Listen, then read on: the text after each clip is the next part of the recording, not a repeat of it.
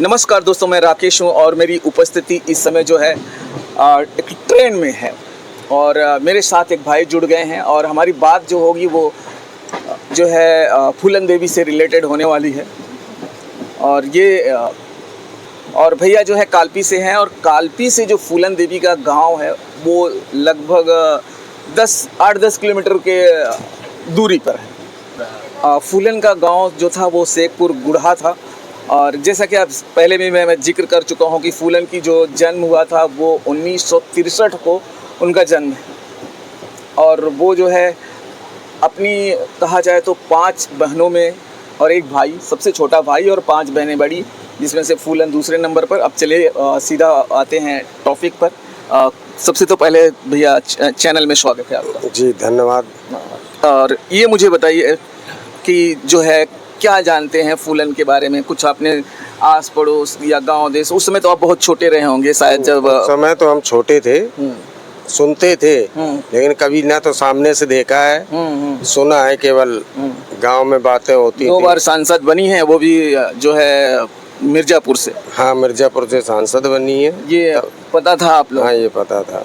ये तो हमारे सामने बनी है, पढ़ते थे जब हम डिप्लोमा वगैरह करते थे, तब ये सांसद बनी है। जब ये बीहड़ में जाती हैं, कहा जाता है कि इन्हें लोगों ने काफ़ी इनके साथ गलत किया और उसके बाद ये बीहड़ पकड़ लेती हैं।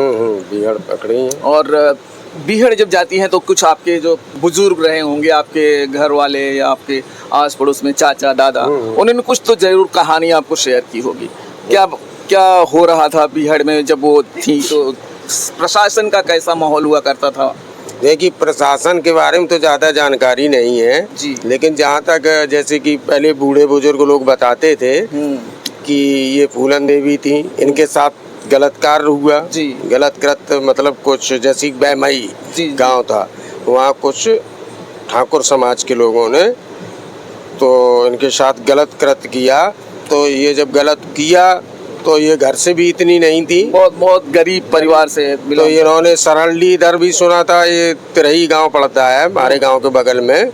मुस्किन बाबा, मान सिंह यादव जी बताते थे, इनकी शरण में आई। फिर ये लोग गए और वहाँ 21 लोगों का, जो भी जितने लोग हो, मर्डर किया। तभी से फरार हो गई थी, बागी बन गई थी। उसके बाद फिर कहा जा रहा था कि जब इन्होंने ये कांड जो होता है 83 में होता है, 1983 में ये जो है ये अंजाम दिया जाता है। कहा जाए उस दिन 14 फरवरी का दिन था और उसी दिन से जो है गवर्नमेंट के ऊपर बहुत ज़्यादा प्रेशर आ गया था, यूपी गवर्नमेंट के ऊपर, क्योंकि बड़ी जाति के लोगों को मारा गया था और शायद अगर कोई छोटी जाति के लोगों को मारा गया होता तो इतना प्रेशर नहीं किया जाता। और यूपी गवर्नमेंट को बहुत ज़्यादा ऊपर से जो इंदिरा गांधी उसमें प्रधानमंत्री हुआ करती थी, उन्होंने बहुत ज़्यादा प्रेशर कर दिया था कि जल्दी से जल्दी जो है फूलन देवी को पकड़ा जाए और उनको जो भी सजाएं हैं वो दी जाए। और कुछ इस बारे में पता है आपको? इस बारे में तो कोई जानकारी नहीं हमको। और उन्होंने भाई उसके साथ गलत हुआ था, ये पता है। गलत हुआ था तो उसने गलत के साथ गलत किया। अच्छा, ये लोकल जैसे लोग होते हैं, लोकलों के परेशान कभी किया करती थी फूलन, ऐसा कभी मिला है? ऐसा हमने कभी नहीं सुना कि लोकलों के रात ऐसा कुछ किया हो, ये कभी हमने सुना नहीं है। लोकल को कभी परेशान किया ऐसा नहीं सुना? नहीं, ऐसा नहीं। यहाँ पर बहुत सारे कहा जाता है कि बुंदेलखंड जो है वो एक तरह से अलग एरिया पड़ता है, बीहड़ों का ज़्यादातर यहाँ एरिया रहा है। और क्या यहाँ ऐसा क्या हुआ कि बहुत बड़े बड़े डाकू यहाँ पैदा हुए, और ऐसा क्या वजह होता था कि यहाँ इस तरह की जो है बड़े बड़े डाकुओं को पैदा होने का क्या वजह हुआ? अब डाकुओं का पैदा होने का, अब डाकू वही बनता है जो परेशान होता है जी। अब भाई जो बड़े लोग हैं वो गरीबों का जो है शोषण करते हैं या गरीबों के साथ गलत कार्य करते हैं, तभी परेशान होकर आदमी जो है बागी हो जाता है। तो वो उसको अलग रास्ता अपनाना पड़ता है। बिल्कुल। अब बड़े आदमी के सामने कैसे आदमी लड़ाई लड़ पाएगा बड़ों से? ना तो प्रशासन साथ देता है। अच्छा, जैसे जब फूलन देवी के साथ कहा जाता है बहमई में बहुत दरिंदगी के साथ में पेश किया गया, उनके साथ जो हुआ, जैसे कि अभी हमने कुछ उनके बारे में पढ़ा है, या एक फिल्म आई थी वेंडेड क्वीन करके, उसे जब हमने देखा उससे भी कई सारे नॉलेज मिलता है। तो और आज उनकी माँ से भी बात करके कुछ चीज़ें ज़रूर मिला है। 11 साल की एक लड़की जो बिल्कुल कुछ नहीं जानती है और उसकी शादी 31 साल के इंसान से कर दी जाती है जिसका नाम पुत्तीलाल था। तो कहा कहीं ना कहीं फूलन के साथ बचपन से ही नाइंसाफ़ियाँ शुरू हो गई थी।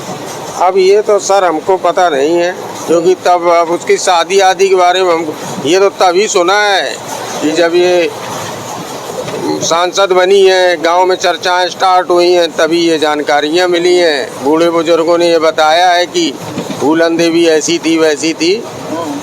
ये एक मल्लाह समाज से आती थी और वो गांव बहुत पिछड़ा हुआ करता था और जमुना के किनारे जो है बसा हुआ है। एकदम कहा जाए तो सामने देखेंगे तो जमुना नदी दिखती है। हाँ है तो जमुना नदी।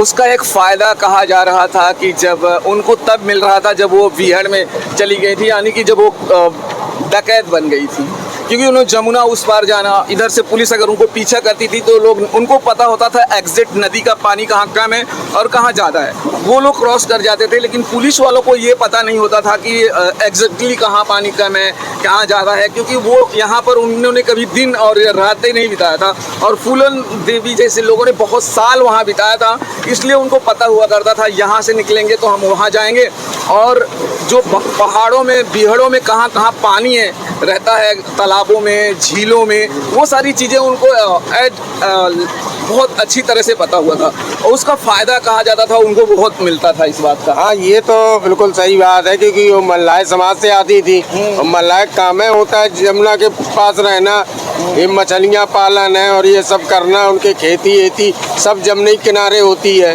फलों का सब्जियों का काम है, मछली का काम है, ये सब मल्लाह लोग करते हैं, नाव चलाना। तो उनको पता है कहाँ पानी नहीं है कहाँ नहीं है, पुलिस को क्या पता भाई, टोटल जानकारी मल्लाह समाज को है। चलिए कुछ बातें मैं और आपको बता दूं कि फूलन देवी की जो है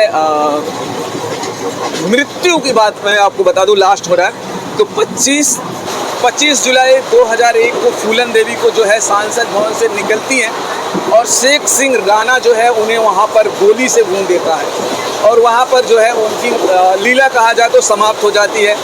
तमाम लोग अलग अलग तरह से लोग उसमें बयानबाजी करते हैं कि कोई लोग कहते हैं कि जो है राजनीतिक पार्टियों ने मरवाया और कुछ लोग कहते हैं कि फूलन देवी को इसलिए शेख सिंह राणा ने मारा क्योंकि उन्होंने ठाकुरों के ऊपर जो अत्याचार किया था उसका उसने बदला लिया। अब सही क्या था गलत क्या था ये शायद शेख सिंह राणा ज़्यादा जानता होगा, अभी भी वो जेल में है।